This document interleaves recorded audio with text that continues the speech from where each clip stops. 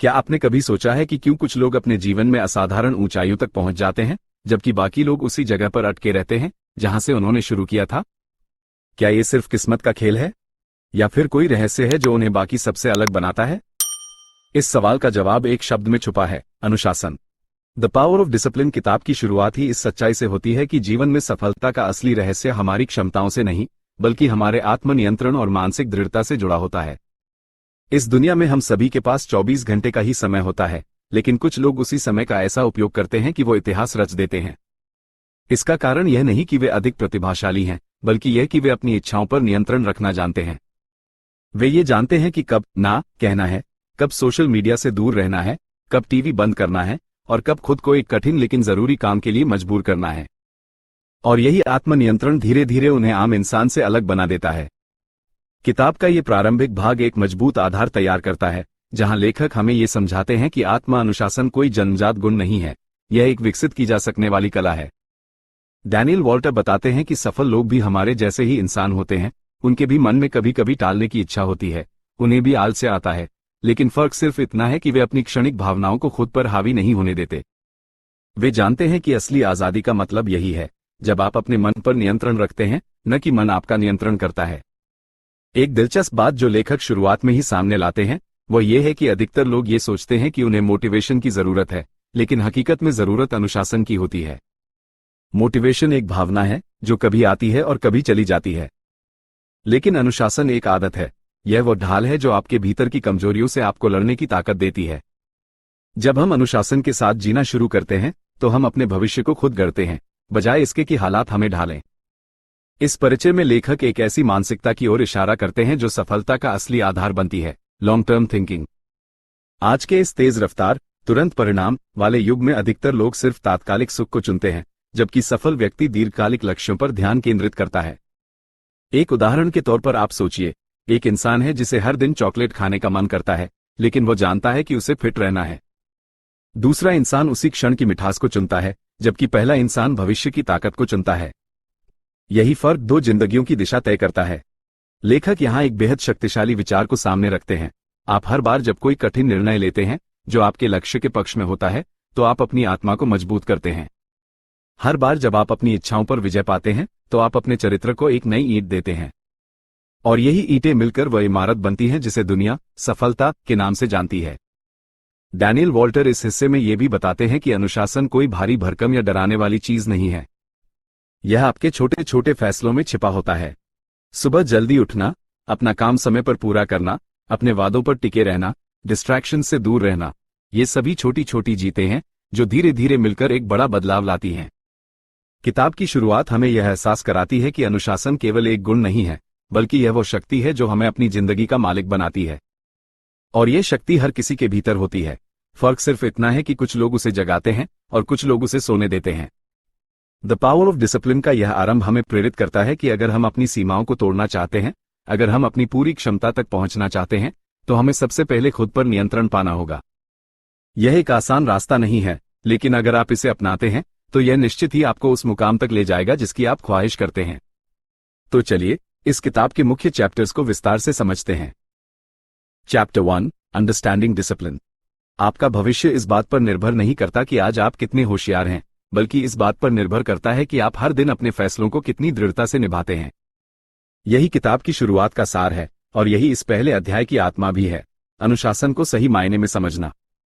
हर इंसान के जीवन में एक लड़ाई चल रही होती है। एक तरफ वो इच्छाएं जो हमें तुरंत आनंद देती हैं, और दूसरी ओर वो लक्ष्य जो दीर्घकालिक सफलता दिलाते हैं। ज्यादातर लोग पहले विकल्प को चुनते हैं क्योंकि वो आसान होता है, लेकिन जो लोग सफलता की ऊंचाइयों पर पहुंचते हैं, वे दूसरे रास्ते को अपनाते हैं जो कठिन होता है पर स्थायी फल देता है। यही अंतर अनुशासन बनाता है, अपनी इच्छाओं को कंट्रोल करने की ताकत। डैनियल वॉल्टर इस अध्याय की शुरुआत एक बेहद सरल लेकिन गहरी बात से करते हैं। अनुशासन का मतलब है वह काम करना जिसे आप करना नहीं चाहते, लेकिन करना जरूरी है। ये लाइन सुनने में भले ही साधारण लगे, लेकिन अगर आप इसे गहराई से समझे, तो ये पूरी जिंदगी का रुख बदल सकती है। आपके जीवन में कितनी बार ऐसा हुआ है कि आप जानते थे आपको पढ़ाई करनी चाहिए, लेकिन आपने फोन चला लिया? आपको जिम जाना था, लेकिन नेटफ्लिक्स खोल लिया? ये सब तभी होता है जब हम अपने क्षणिक आराम को अपने दीर्घकालिक लक्ष्य से ऊपर रखते हैं। डैनियल बताते हैं कि अनुशासन एक तरह का मसल है, जितना आप इसे इस्तेमाल करते हैं उतना यह मजबूत होता है। लेकिन अगर आप हर बार आराम को चुनते हैं तो यह मसल कमजोर हो जाती है। लेखक ने एक उदाहरण दिया है, एक किसान का। किसान को अगर अच्छी फसल चाहिए तो उसे हर दिन जमीन जोतनी होती है, बीज बोने होते हैं, पानी देना होता है, चाहे मौसम कैसा भी हो, मन करे या न करे। अगर वह आलस्य दिखाए तो फसल नहीं होगी। यही सिद्धांत हमारी पढ़ाई, करियर, सेहत, हर चीज पर लागू होता है। अनुशासन वह बीज है जो समय पर बोया जाए तो सफलता की फसल देता है। यह अध्याय इस बात पर भी रोशनी डालता है कि हम अक्सर मोटिवेशन के पीछे भागते हैं, लेकिन डैनियल कहते हैं कि मोटिवेशन एक अस्थायी भावना है। वह कभी आएगा, कभी नहीं आएगा। लेकिन अनुशासन एक निर्णय है जो भावना से नहीं, नियत और प्रतिबद्धता से चलता है। वे कहते हैं, आप सफल नहीं होंगे क्योंकि आप हमेशा प्रेरित रहते हैं, बल्कि आप सफल होंगे क्योंकि आपने प्रेरित न होने पर भी मेहनत करना सीखा। इस अध्याय में एक और महत्वपूर्ण विचार आता है। हमारे दिमाग की स्वाभाविक प्रवृत्ति आसान रास्ता चुनने की होती है। हमारा ब्रेन इस तरह विकसित हुआ है कि वह दर्द से बचना और आनंद की ओर जाना चाहता है। इसलिए जब भी कोई कठिन काम सामने आता है, जैसे सुबह जल्दी उठना या एक्सरसाइज करना, हमारा दिमाग कहता है कल कर लेंगे, और यहीं से हार की शुरुआत हो जाती है। डैनियल बताते हैं कि अनुशासन का मतलब है अपने दिमाग को प्रशिक्षित करना कि वह सही निर्णय करे, भले ही वह आसान न हो। यह आत्मनियंत्रण धीरे धीरे आपकी आदत बन जाता है और यही आदतें आपकी जिंदगी को नया आकार देती हैं। किताब में एक और जबरदस्त बात कही गई है, आपका भविष्य पहले से तय नहीं है, लेकिन आपकी आदतें उसे तय कर रही हैं। इसका मतलब यह है कि अगर आप हर दिन सही फैसले लेने की आदत डालते हैं तो आपकी मंजिल अपने आप पास आती जाएगी। लेखक ये भी कहते हैं कि अनुशासन का सीधा संबंध आत्मसम्मान से है। जब आप खुद से किया वादा निभाते हैं, जैसे कि मैं हर सुबह 6 बजे उठूंगा या मैं हर दिन 1 घंटा पढ़ाई करूंगा, और आप उसे सच में निभाते हैं, तो आपके भीतर एक शक्ति जन्म लेती है। आपको खुद पर भरोसा बनने लगता है, और यही आत्मविश्वास आगे चलकर आपको असंभव काम करने का हौसला देता है। डैनियल इस अध्याय में एक रोचक तथ्य भी साझा करते हैं। जब वैज्ञानिकों ने अत्यधिक सफल व्यक्तियों का अध्ययन किया तो उन्होंने पाया कि उनमें सबसे प्रमुख गुण सेल्फ कंट्रोल यानी आत्मनियंत्रण ही था। चाहे वो बड़े बिजनेस लीडर हों, स्पोर्ट्स चैंपियन हो या आर्टिस्ट, इन सभी ने खुद को उस समय नियंत्रित किया जब वे अपने आराम से समझौता कर सकते थे। उन्होंने अपने लक्ष्य को अपनी इच्छा से ऊपर रखा। इस अध्याय का सबसे प्रेरणादायक हिस्सा तब आता है जब लेखक कहते हैं, हर बार जब आप वो करते हैं जो सही है, ना कि जो आसान है, आप अपने भविष्य को एक मजबूत नींव देते हैं। इसका मतलब यह हुआ कि अनुशासन कोई जादू नहीं है, यह एक अभ्यास है, रोजाना का अभ्यास। अध्याय के अंत में डैनियल हमें चुनौती देते हैं, क्या आप एक ऐसा जीवन चाहते हैं जो केवल अच्छा लग रहा है, या एक ऐसा जीवन जो वास्तव में आपके लक्ष्यों को पूरा करता है? ये सवाल हमें सोचने पर मजबूर करता है कि अगर हमें कुछ बड़ा हासिल करना है तो हमें अपने छोटे छोटे फैसलों को बदलना होगा, और उन सभी बदलावों की शुरुआत होती है अनुशासन से।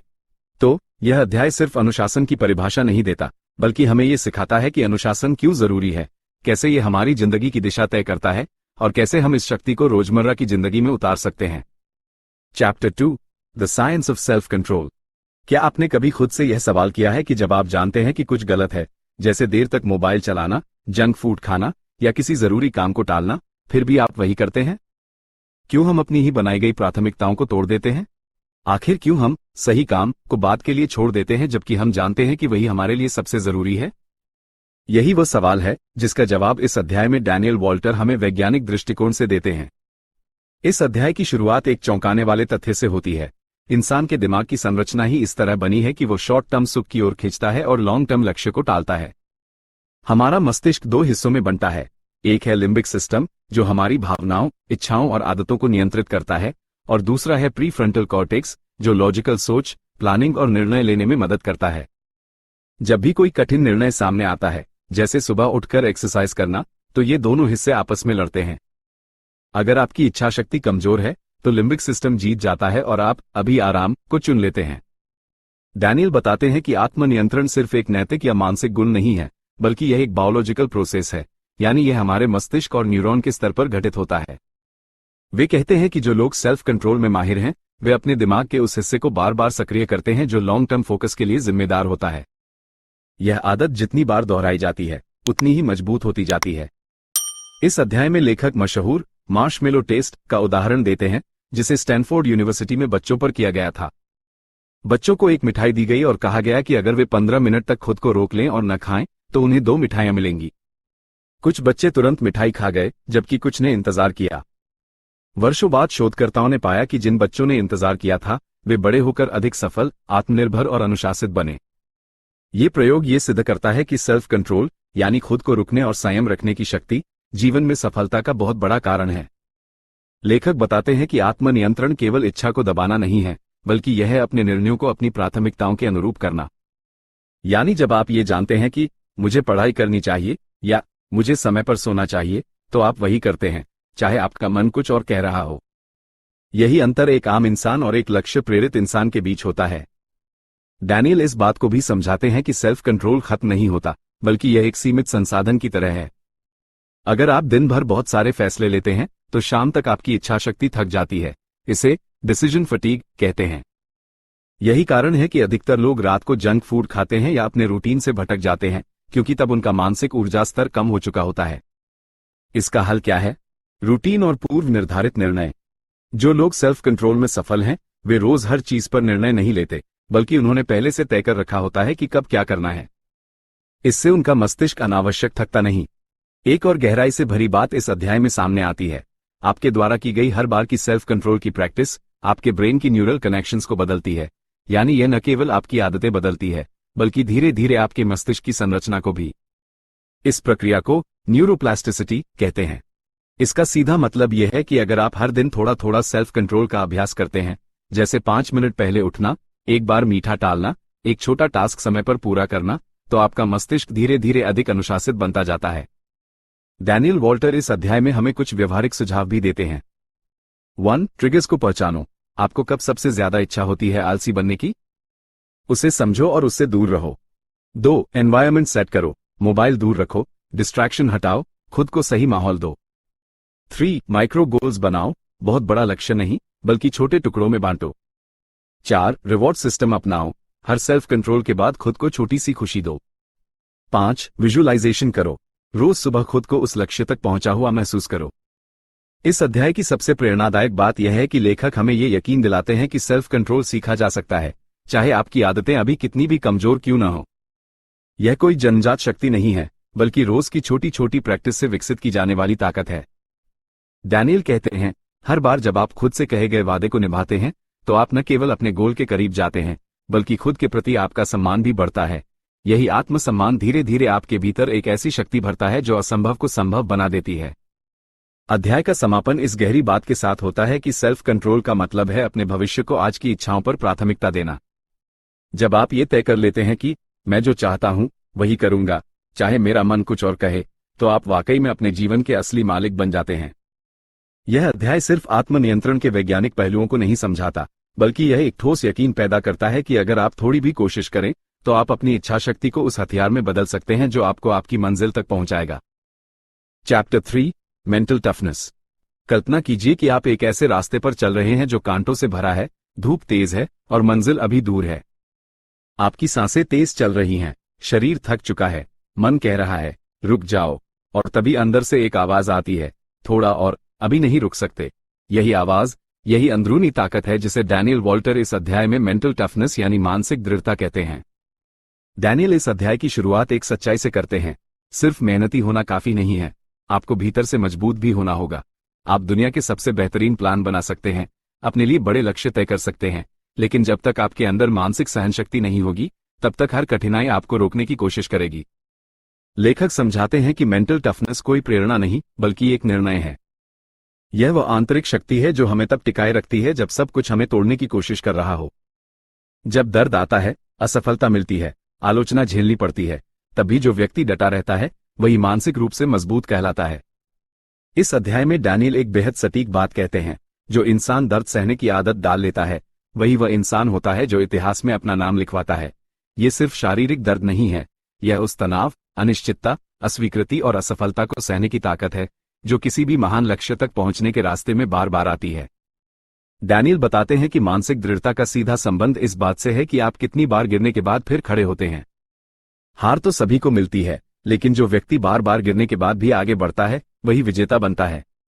किताब में एक लाइन बार बार दोहराई गई है, pain is not your enemy, quitting is. दर्द तुम्हारा दुश्मन नहीं है, हार मान लेना है। इस अध्याय में लेखक हमें एक और गहरी बात बताते हैं, दुनिया तुम्हें उस समय परखती है जब तुम्हारे पास कोई सहारा नहीं होता। इसका मतलब यह है कि जब हालात आपके खिलाफ हों, जब आपको कोई प्रोत्साहित करने वाला न हो, जब आपकी मेहनत का कोई फल न दिख रहा हो, तभी जो इंसान अपने लक्ष्य से नहीं भटकता, वही मानसिक रूप से मजबूत होता है। डैनियल वॉल्टर इस अध्याय में हमें कंफर्ट जोन से बाहर निकलने की जरूरत को भी समझाते हैं। वे कहते हैं कि मानसिक दृढ़ता का विकास वहीं होता है जहां आप असुविधा में होते हैं। जब आप खुद को रोजाना थोड़ा थोड़ा चुनौती देते हैं, जैसे सुबह जल्दी उठना, कठिन टास्क को पहले करना, डर का सामना करना, तो आपकी मानसिक ताकत धीरे धीरे बढ़ती है। एक और महत्वपूर्ण बात जो लेखक बताते हैं वह है इमोशनल डिसिप्लिन यानी भावनात्मक अनुशासन। कई बार हमारी भावनाएं हमें विचलित कर देती हैं। गुस्सा, निराशा, डर, ईर्ष्या, ये सभी हमारी एकाग्रता को तोड़ते हैं।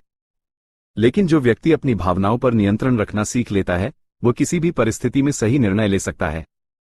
डैनियल यहां एक प्रैक्टिकल उदाहरण भी देते हैं।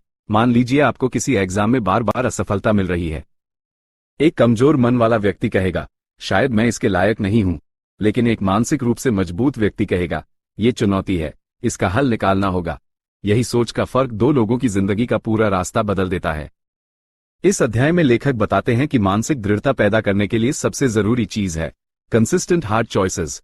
हर दिन आप कई बार दो रास्तों में से एक चुनते हैं, आराम का रास्ता या कठिन लेकिन सही रास्ता। जो लोग बार बार कठिन रास्ता चुनते हैं, वे ही मानसिक रूप से ताकतवर बनते हैं। जैसे फोन की बजाय किताब उठाना, शिकायत करने की बजाय समाधान ढूंढना, बिस्तर में पड़े रहने की बजाय उठकर मेहनत करना।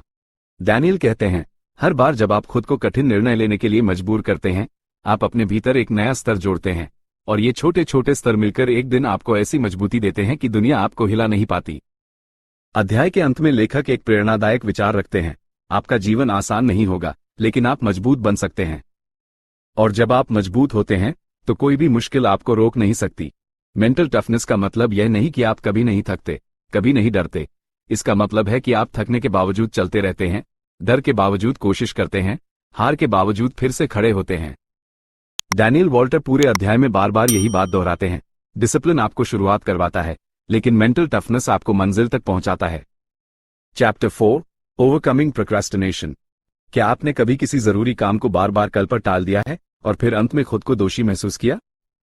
आप जानते थे कि वह काम करना जरूरी है, पढ़ाई करनी है, फॉर्म भरना है, हेल्थ के लिए वॉक पर जाना है, लेकिन फिर भी आपने कहा थोड़ी देर बाद कर लूंगा, और वह थोड़ी देर कभी अब नहीं बन पाए। अगर हां, तो आप अकेले नहीं हैं। ये समस्या आज हर उम्र के व्यक्ति में पाई जाती है। इसे कहते हैं प्रोक्रेस्टिनेशन, यानी टाल-मटोल की आदत। द पावर ऑफ डिसिप्लिन के इस अध्याय में डैनियल वॉल्टर ने इसे जड़ से समझाने और खत्म करने के तरीके बताए हैं, एकदम व्यवहारिक, गहराई से और वास्तविक उदाहरणों के साथ। डैनियल इस अध्याय की शुरुआत एक बहुत ही सटीक बात से करते हैं। प्रोक्रेस्टिनेशन सिर्फ आलस्य नहीं है, यह निर्णय लेने में असफलता है। यह एक मानसिक खेल है जहां हम जानबूझकर उन चीजों को टालते हैं जो हमारे लिए जरूरी हैं, और उन्हीं कामों में समय बिताते हैं जो आसान और तुरंत संतुष्टि देने वाले होते हैं, जैसे सोशल मीडिया, गेम्स, टीवी या बिना वजह का इंटरनेट ब्राउजिंग। लेखक बताते हैं कि प्रोक्रेस्टिनेशन की जड़ में होता है हमारा डर और असुविधा से बचने की इच्छा। जब कोई काम बड़ा लगता है या डरावना लगता है, जैसे एग्जाम की तैयारी, नई स्किल सीखना, कोई डेडलाइन, तो हमारा दिमाग कहता है बचो, क्योंकि उसे तुरंत आराम चाहिए, तुरंत डोपामीन चाहिए। यही वजह है कि हम कठिन काम टाल देते हैं और आसान, बेकार चीजों की तरफ खिंच जाते हैं। डैनियल वॉल्टर कहते हैं कि प्रोक्रेस्टिनेशन के खिलाफ सबसे बड़ा हथियार है एक्शन बिफोर इमोशन, यानी भावनाओं के आने का इंतजार मत करो, बस शुरुआत करो। अगर आप ये सोचते रहोगे कि जब मूड बनेगा तब करूंगा, तो वो मूड शायद कभी ना आए। लेकिन जब आप छोटी सी शुरुआत करते हो, बस 2 मिनट पढ़ाई या एक पेज नोट्स लिखना, तो आपका दिमाग उस काम की धारा में बहने लगता है और काम अपने आप आगे बढ़ता है। इस अध्याय में लेखक ने प्रोक्रेस्टिनेशन को हराने के लिए कुछ बेहद असरदार रणनीतियां दी हैं। 1. छोटे हिस्सों में बांटो, ब्रेक इट डाउन। जब कोई टास्क बड़ा लगता है, तो हमारा दिमाग डर जाता है। समाधान यह है कि काम को टुकड़ों में बांट दो। उदाहरण, 10 चैप्टर की बुक सुनकर डर लगता है? कहो, आज सिर्फ 10 पेज। छोटा लक्ष्य, छोटा डर, तुरंत एक्शन। 5 second rule. डैनियल कहते हैं, जब भी कोई टास्क करना हो, तो 5 सेकंड के अंदर शुरुआत कर दो। सोचते ही अगर आपने 5 सेकंड तक टाल दिया, तो दिमाग बहाने बनाने लगेगा। उदाहरण, अलार्म बजा, 1, 2, 3, बिस्तर छोड़ो। पूरा करना परफेक्ट बनाने से बेहतर है। हम टालते हैं क्योंकि हमें डर होता है कि हम परफेक्ट नहीं कर पाएंगे। लेकिन डैनियल याद दिलाते हैं, परफेक्शन का इंतजार करना ही असफलता की शुरुआत है। पहले बस काम खत्म करो, बाद में सुधार होता रहेगा। 4. टाइम ब्लॉकिंग और टाइमर सेट करना। लेखक बताते हैं कि आप अगर अपने दिन को समय के ब्लॉक्स में बांट लें, जैसे सुबह 9 से 10 पढ़ाई, 10 से 11 नोट्स, तो दिमाग फोकस करता है। साथ ही पोमोडोरो तकनीक, 25 मिनट फोकस जोड़ 5 मिनट ब्रेक, भी प्रोक्रेस्टिनेशन को कम करती है। 5. खुद को जवाबदेह बनाना, अकाउंटेबिलिटी। डैनियल ये भी सुझाव देते हैं कि अपने टारगेट्स किसी दोस्त या फैमिली मेंबर से शेयर करो। जब कोई दूसरा आपको ट्रैक कर रहा होता है तो आप चीजें टालते नहीं हो। जैसे, मैं हर दिन 1 घंटा पढ़ाई करूंगा और रोज रात 9 बजे मम्मी को बताऊंगा। 6. डिस्ट्रैक्शन दूर करना।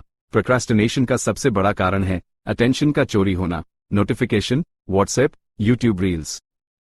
डैनियल कहते हैं, अगर आप ध्यान नहीं संभाल सकते तो लक्ष्य तक नहीं पहुंच सकते। इसलिए phone silent, apps block, study zone तय, ये बदलाव जरूरी हैं। 7. भविष्य की कल्पना करो, फ्यूचर विजुअलाइजेशन। ये किताब का बेहद प्रेरणादायक हिस्सा है। लेखक कहते हैं, हर बार जब आप किसी काम को टालते हैं, आप अपने भविष्य से धोखा करते हैं। इसीलिए रोज 1 मिनट अपने उस सपने को सोचो जो तुम हासिल करना चाहते हो। अच्छी जॉब, हेल्दी शरीर, सम्मान, और खुद से पूछो, क्या मैं इसे सिर्फ इसलिए खो देना चाहता हूं क्योंकि आज मन नहीं है? डैनियल वॉल्टर हमें ये समझाते हैं कि प्रोक्रेस्टिनेशन सिर्फ समय की बर्बादी नहीं है, यह आपकी आत्मविश्वास की हत्या है। जब आप बार बार खुद से किया वादा तोड़ते हैं तो आप खुद पर विश्वास खोने लगते हैं, और वहीं से असफलता का असली डर शुरू होता है। इस अध्याय का सबसे जरूरी संदेश ये है, काम करने का सही समय कभी नहीं आता, लेकिन जब आप काम शुरू करते हैं वही समय सही बन जाता है। इसलिए इंतजार मत करो, सोचो कम, करो ज्यादा। डैनियल अंत में एक छोटी लेकिन दमदार लाइन कहते हैं, एक्शन क्यूज फियर। जब आप बस शुरुआत कर देते हो, डर और आलस दोनों अपने आप भाग जाते हैं। यह अध्याय न सिर्फ प्रोक्रेस्टिनेशन की समस्या को खोलता है, बल्कि उससे निकलने का पूरा रोड मैप भी देता है। अगर आप रोज थोड़ी थोड़ी जीत दर्ज करें, चाहे 5 मिनट का एक्शन ही क्यों न हो, तो यही छोटी छोटी कोशिशें आपके भीतर की ताकत को फिर से जगा देती हैं। अब आप तय करें, आप उस कल का इंतजार करते रहेंगे जो कभी नहीं आता, या फिर आज ही अपने सपने की पहली ईंट रखेंगे। Chapter 5, building productive habits. कल्पना कीजिए अगर हर सुबह आप बिना देर किए उठ जाएं, बिना बहाने बनाए पढ़ाई शुरू कर दें, हर दिन एक एक कदम अपने लक्ष्य की ओर बढ़ाएं, तो आपकी जिंदगी 1 साल में कितनी बदल सकती है? शायद बहुत ज्यादा। डैनियल वॉल्टर की द पावर ऑफ डिसिप्लिन का यह अध्याय, बिल्डिंग प्रोडक्टिव हैबिट्स, इसी बात को विस्तार से समझाता है कि आदतें ही आपकी सफलता की असली नींव हैं। डैनियल इस अध्याय की शुरुआत एक सशक्त वाक्य से करते हैं, आप वही बनते हैं जो आप हर दिन करते हैं। महानता एक आदत है, कोई संयोग नहीं। ये बात बिल्कुल साफ है, हमारी जिंदगी हमारे एक्शन से बनती है और हमारे एक्शन हमारी आदतों से। इसलिए अगर आप अपनी आदतें बदल दें तो आप अपनी किस्मत बदल सकते हैं। किताब में बताया गया है कि आदतें 2 तरह की होती हैं, प्रोडक्टिव हैबिट्स जो आपको आगे बढ़ाती हैं, और डिस्ट्रक्टिव हैबिट्स जो आपको पीछे खींचती हैं। हर दिन आप इन्हीं दोनों में से किसी एक के अनुसार जीते हैं। उदाहरण, सुबह जल्दी उठना equals productive habit, alarm snooze करना इक्वल्स डिस्ट्रक्टिव हैबिट, किताब पढ़ना इक्वल्स प्रोडक्टिव, इंस्टाग्राम स्क्रॉल करना इक्वल्स डिस्ट्रक्टिव। डैनियल कहते हैं, डिसिप्लिन तब असली रूप में आता है जब आप रोज वही सही आदतें दोहराते हैं, भले ही आपका मन न करे। और इन आदतों को बनाना कोई रॉकेट साइंस नहीं, यह एक प्रक्रिया है। इस अध्याय में लेखक आदतें विकसित करने की एक स्टेप बाय स्टेप प्रक्रिया समझाते हैं। 1. आदत बनती है संकेत, क्यू, क्रेविंग, रिस्पॉन्स और रिवॉर्ड से। ये 4 स्टेप मॉडल है जिसे डैनियल ने बहुत सरल भाषा में समझाया है। क्यू, संकेत, एक ट्रिगर जो आदत शुरू करता है। क्रेविंग, लालसा, उस काम को करने की इच्छा। रिस्पॉन्स, प्रतिक्रिया, आप जो करते हैं। रिवॉर्ड, इनाम, आपको जो फायदा मिलता है। उदाहरण के तौर पर, क्यू, मोबाइल नोटिफिकेशन, क्रेविंग, जानने की इच्छा, रिस्पॉन्स, आप फोन चेक करते हैं, रिवॉर्ड, डोपामिन रिलीज, अच्छा लगता है। अब यही चक्र अगर किसी अच्छी आदत में लगा दें, क्यू, सुबह का अलार्म, क्रेविंग, खुद को बेहतर बनाने की इच्छा, रिस्पॉन्स, जॉगिंग या पढ़ाई, रिवॉर्ड, संतोष और आत्मविश्वास। 2. आदत को आसान बनाओ। डैनियल समझाते हैं कि आप जिस चीज को आसान बनाते हैं वो आदत बन जाती है। उदाहरण, अगर आप जिम के कपड़े पहले से रख दो तो एक्सरसाइज करना आसान लगेगा। अगर किताब सिरहाने पर रखी है तो पढ़ना आसान होगा। अगर मोबाइल दूर रख दो तो डिस्ट्रैक्शन अपने आप कम होगा। इस सिद्धांत को लेखक कहते हैं, make good habits convenient and bad habits inconvenient. अच्छी आदतों को आसान बनाओ, बुरी आदतों को मुश्किल। 3. एक समय और स्थान तय करो। आपका दिमाग आदतों को कॉन्टेक्स्ट के साथ जोड़ता है। अगर आप खुद से कहें, मैं हर दिन 6 बजे सुबह 30 मिनट पढ़ूंगा, तो दिमाग उसे गंभीरता से लेने लगता है। डैनियल इसे इम्प्लीमेंटेशन इंटेंशन कहते हैं। जब आप क्या, कब और कहां पहले से तय करते हैं, तो पालन करने की संभावना कई गुना बढ़ जाती है। 4. छोटी शुरुआत करो, लेकिन कंसिस्टेंसी रखो। किताब में यह बात बहुत जोर देकर कही गई है कि आदतें एक ही दिन में नहीं बनती। Start small, stay consistent. आप पहले दिन 10 पेज पढ़ें, पर हर दिन पढ़ें। आप शुरुआत में 10 पुशअप्स करें, पर रोज करें। आदतें दोहराव से बनती हैं, न कि बड़ी बड़ी बातों से। डैनियल कहते हैं, consistency is more powerful than intensity. यानी रोज थोड़ी थोड़ी मेहनत हफ्ते में एक बार की बड़ी मेहनत से बेहतर है। 5. ट्रैकिंग करो, आदत को मापो। अगर आप किसी चीज को ट्रैक करते हैं, तो उसमें सुधार होता है। डैनियल सुझाव देते हैं कि एक हैबिट ट्रैकर रखें, जैसे हर दिन के बाद टिक करें कि आपने पढ़ाई की या नहीं, व्यायाम किया या नहीं। यह विजुअल प्रगति आपके दिमाग को मोटिवेट करती है और अनुशासन बनाती है। 6. खुद को इनाम दो। हर बार जब आप सही आदत निभाते हैं, खुद को एक छोटा इनाम दें। उदाहरण, 7 दिन पढ़ाई पूरी, एक पसंदीदा मिठाई, 10 दिन जिम, एक मूवी ब्रेक। डैनियल कहते हैं, यह इनाम हमारे ब्रेन में पॉजिटिव फीडबैक लूप बनाता है, जिससे आदतें मजबूत होती हैं। 7. बुरे पैटर्न तोड़ो। प्रोडक्टिव हैबिट्स बनाने से पहले जरूरी है कि आप अनप्रोडक्टिव हैबिट्स को तोड़ें। लेखक कहते हैं, आप अपने पर्यावरण को बदलें, आपकी आदतें अपने आप बदलेगी। अगर डिस्ट्रैक्शन मोबाइल से है, ऐप ब्लॉक करें। अगर जंक फूड की आदत है, घर से हटा दें। अगर देर रात तक जागते हैं, स्क्रीन टाइम कम करें। Remove the temptation, remove the habit. Daniel इस अध्याय में बार बार यह बात दोहराते हैं कि आदतें असली ताकत हैं। वे आपकी इच्छा शक्ति को सिस्टम में बदल देती हैं। विल पावर आपको एक दिन काम करवा सकती है, लेकिन आदतें रोज काम करवाती हैं। अध्याय के अंत में एक बहुत प्रेरणादायक विचार आता है, आपका भविष्य आपके सपनों से नहीं, बल्कि आपकी आदतों से बनेगा। यानी यह मायने नहीं रखता कि आप क्या सोचते हैं, बल्कि यह मायने रखता है कि आप रोज क्या करते हैं। चैप्टर 6, डिलेड ग्रेटिफिकेशन, विलंबित संतुष्टि की शक्ति। कल्पना कीजिए कि आपके सामने 2 विकल्प हैं, एक स्वादिष्ट मिठाई जो अभी खा सकते हैं, और दूसरी एक शानदार दावत जो आपको थोड़ी देर बाद मिलेगी, लेकिन उसके लिए इंतजार करना होगा। आप क्या चुनेंगे? अधिकांश लोग पहला विकल्प चुनते हैं, जो तुरंत खुशी दे। लेकिन जो लोग दूसरे विकल्प के लिए इंतजार करना सीख जाते हैं, वही लोग आगे चलकर बड़ी सफलता पाते हैं। यही है डिलेड ग्रेटिफिकेशन, यानी तुरंत सुख को टालकर बड़े और बेहतर इनाम के लिए इंतजार करना। डैनियल वॉल्टर की द पावर ऑफ डिसिप्लिन में यह अध्याय इसी बेहद अहम सिद्धांत पर आधारित है, जो आपकी इच्छाशक्ति, अनुशासन और जीवन के परिणामों को पूरी तरह बदल सकता है। डैनियल इस अध्याय की शुरुआत एक प्रसिद्ध प्रयोग से करते हैं, मार्शमेलो टेस्ट। स्टैनफोर्ड यूनिवर्सिटी में छोटे बच्चों को एक मीठा मार्शमेलो दिया गया और कहा गया, अगर तुम 15 मिनट तक इसे नहीं खाओ, तो तुम्हें दूसरा भी मिलेगा। कुछ बच्चे तुरंत खा गए और कुछ ने इंतजार किया। सालों बाद रिसर्च से पाया गया कि जिन बच्चों ने इंतजार किया था, वे बड़े होकर ज्यादा सफल, पढ़ाई में अच्छे और मानसिक रूप से मजबूत निकले।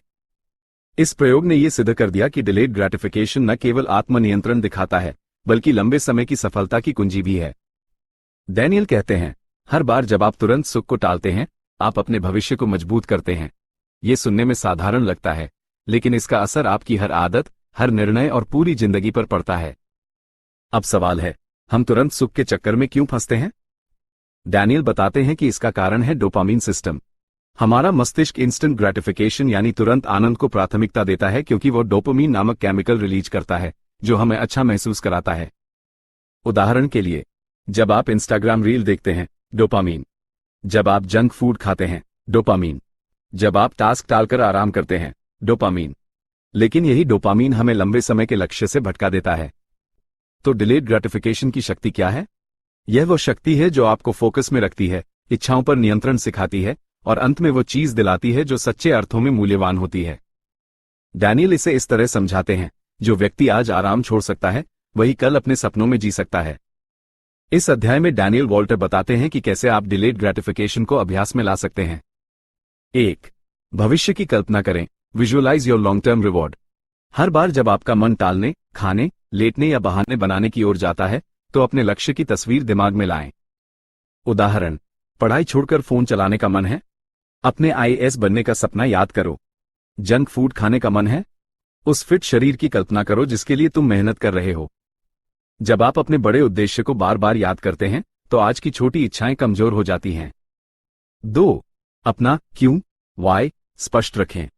डैनियल कहते हैं, अगर आपका वाई यानी आपकी वजह बहुत गहरी है तो आप किसी भी हाउ यानी कठिनाई को झेल सकते हैं। हर सुबह खुद से पूछो, मैं ये क्यों कर रहा हूं? क्या मैं केवल आज की खुशी के लिए अपनी जिंदगी की बड़ी खुशियां गंवा रहा हूं? ये सवाल आपको फिर से ट्रैक पर ला देगा। 3. आत्मनियंत्रण को आदत बनाओ, practice resisting small temptations. Delayed gratification एक अभ्यास है, इसे आप रोजाना छोटी छोटी चीजों से सीख सकते हैं। खाना थोड़ा देर से खाना, मोबाइल 30 मिनट बाद चेक करना, वीडियो देखकर सोने की जगह सीधा सो जाना। हर बार जब आप खुद को कंट्रोल करते हैं आप अंदर से मजबूत बनते हैं। 4. छोटे पुरस्कारों का प्लान बनाएं। डैनियल बताते हैं कि अगर आप एक टारगेट तक पहुंचे, जैसे कि पूरे हफ्ते डिस्ट्रैक्शन फ्री पढ़ाई, तो खुद को छोटा इनाम दें। यह एक रिवॉर्ड सिस्टम बनाता है जो आपके दिमाग को मोटिवेट करता है। 5. दर्द से दोस्ती करो, get comfortable with discomfort. Delayed gratification आसान नहीं है, लेकिन यही वह दर्द है जो डिसिप्लिन सिखाता है। डैनियल कहते हैं, अगर आप तुरंत आराम चाहते हैं तो जिंदगी बाद में तकलीफ देगी, लेकिन अगर आप अभी थोड़ी तकलीफ झेल सकते हैं तो आगे आराम आपका होगा। ये सोच आपको मजबूत बनाएगी। अध्याय में एक और जरूरी बात आती है, success is not about working hard once but resisting temptation every day. हर दिन आपके सामने कोई न कोई लालच आएगा, लेकिन जो व्यक्ति बार बार खुद को कंट्रोल करना सीख लेता है वो अंत में जीतता है। डैनियल इस बात पर भी जोर देते हैं कि डिलेड ग्रेटिफिकेशन का मतलब त्याग नहीं बल्कि समझदारी है। जब आप जंक फूड नहीं खाते तो आप स्वाद नहीं खो रहे, आप स्वास्थ्य कमा रहे हैं। जब आप टीवी बंद करके पढ़ाई करते हैं तो आप मनोरंजन नहीं खो रहे, आप भविष्य बना रहे हैं। इस अध्याय का सबसे शक्तिशाली विचार आता है अंत में। हर बार जब आप कहें अभी नहीं बाद में, आप अपने आप को उस इंसान में बदल रहे हैं जो बड़ी सफलता के लायक है। ये बदलाव अचानक नहीं होता, लेकिन हर दिन का संयम आपको धीरे धीरे उस ऊंचाई पर ले जाता है जहां ज्यादातर लोग सिर्फ सपने देखते हैं। सारांश में, डिलेड ग्रेटिफिकेशन कोई बोझ नहीं, यह आपकी सबसे बड़ी ताकत है। यह आपकी इच्छा शक्ति की परीक्षा है, और अगर आप पास हो जाते हैं तो जिंदगी आपको वो सब देती है जो आप सच में चाहते हैं, सम्मान, आत्मसंतोष, सफलता और आजादी। चैप्टर 7, माइंडसेट और मोटिवेशन। अगर आपके पास महान लक्ष्य हैं लेकिन आपका मन बार बार भटक जाता है, अगर आप बार बार सोचते हैं कि कल से शुरू करूंगा लेकिन कल कभी आता नहीं, तो समस्या आपके बाहरी हालातों में नहीं है बल्कि आपकी मानसिकता और प्रेरणा में है। द पावर ऑफ डिसिप्लिन में डैनियल वॉल्ट स्पष्ट करते हैं कि आपकी सफलता केवल आपकी मेहनत पर नहीं बल्कि आपकी सोच और मनोबल पर निर्भर करती है। यह अध्याय दर्शाता है कि किस तरह सही मानसिकता और अंदर से पैदा होने वाली प्रेरणा, दो ऐसे स्तंभ हैं जिनके बिना कोई अनुशासन टिक नहीं सकता। डैनियल अध्याय की शुरुआत एक साधारण लेकिन शक्तिशाली उदाहरण से करते हैं। दो लोग एक ही लक्ष्य लेकर चलते हैं, लेकिन कुछ समय बाद एक व्यक्ति हार मान लेता है और दूसरा लगातार आगे बढ़ता रहता है। दोनों की मेहनत समान थी, साधन भी लगभग समान थे, लेकिन जो चीज उन्हें अलग करती है वो थी उनका माइंडसेट। हार मानने वाला सोचता था, यह मेरे बस की बात नहीं है, जबकि दूसरे ने हर चुनौती को एक अवसर की तरह देखा। लेखक कहते हैं कि ग्रोथ माइंडसेट और फिक्स्ड माइंडसेट के बीच यही फर्क होता है। ग्रोथ माइंडसेट वाला व्यक्ति यह मानता है कि योग्यता सीखी जा सकती है, सुधार संभव है, असफलता कोई स्थायी चीज नहीं बल्कि फीडबैक है। जबकि फिक्स्ड माइंडसेट वाला व्यक्ति अपनी सीमाओं में कैद रहता है और असफलता को अपने आत्मसम्मान का अंत मानता है। डैनियल बताते हैं कि मानसिकता एक फिल्टर की तरह होती है। अगर वो नकारात्मक है तो दुनिया भी आपके सामने नकारात्मक दिखेगी, लेकिन अगर वो लचीली, खुली और सकारात्मक है तो वही दुनिया आपके लिए अवसरों से भरी नजर आएगी। मोटिवेशन यानी प्रेरणा के बारे में बात करते हुए लेखक ये साफ करते हैं कि प्रेरणा एक अस्थायी भावना है जो किसी दिन बहुत होगी और किसी दिन बिल्कुल नहीं। इसीलिए केवल मोटिवेशन पर निर्भर रहने वाले लोग आगे नहीं बढ़ पाते। लेकिन जो व्यक्ति सही मानसिकता के साथ खुद को प्रेरित करना सीखता है वह किसी भी परिस्थिति में चलते रहना जानता है। डैनियल कहते हैं, सच्ची प्रेरणा बाहर से नहीं आती, वह आपके अंदर से निकलती है, आपके लक्ष्यों की स्पष्टता से, आपके क्यों से। जब आपका क्यों बहुत बड़ा होता है, जैसे कि परिवार को बेहतर भविष्य देना, अपने जीवन का उद्देश्य पाना, खुद पर गर्व करना, तब आप अपने आप से कहते हैं, मैं इसे किसी भी हाल में करूंगा।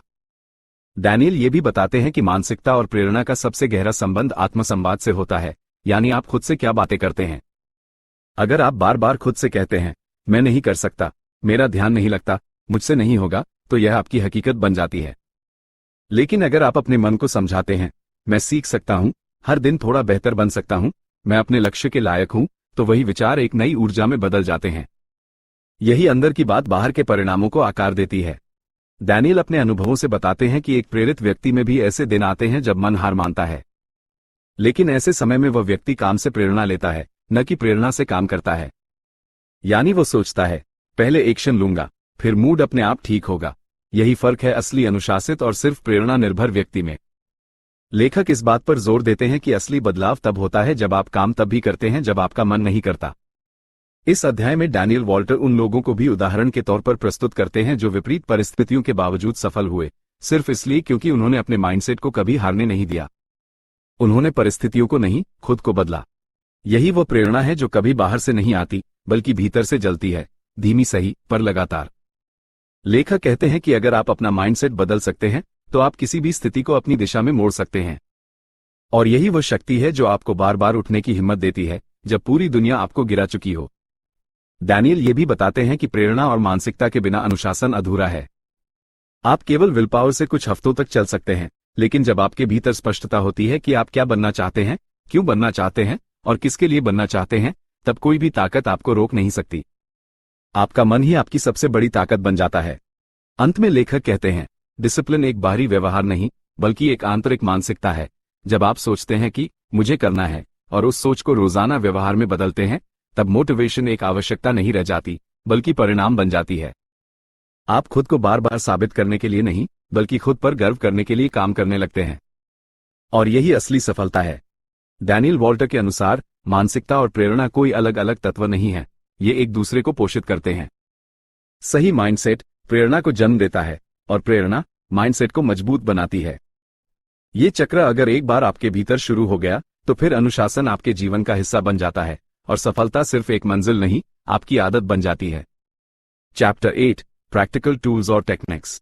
डिसिप्लिन को समझना एक बात है, लेकिन उसे रोजमर्रा की जिंदगी में लागू करना एक और कहानी है।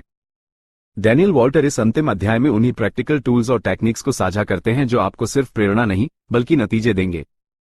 डैनियल कहते हैं, आपका सिस्टम आपकी सफलता का इंजन है। यानी जब तक आपके पास एक स्पष्ट व्यवहारिक रणनीति नहीं है, तब तक आपकी सारी मोटिवेशन कुछ समय बाद कमजोर पड़ जाएगी। इसी वजह से लेखक हमें ऐसे आसान और असरदार टूल्स से परिचित कराते हैं जो किसी भी व्यक्ति को अनुशासित जीवन जीने में मदद कर सकते हैं, चाहे वो छात्र हो, नौकरी पेशा या कोई उद्यमी। मॉर्निंग रूटीन, सुबह की दिनचर्या। पहला टूल है मॉर्निंग रूटीन, एक ठोस सुबह की दिनचर्या। डैनियल बताते हैं कि सुबह का पहला घंटा आपकी पूरी ऊर्जा का रुख तय करता है। अगर आप जागते ही फोन चेक करते हैं तो आप दिन भर रिएक्टिव मोड में रहते हैं।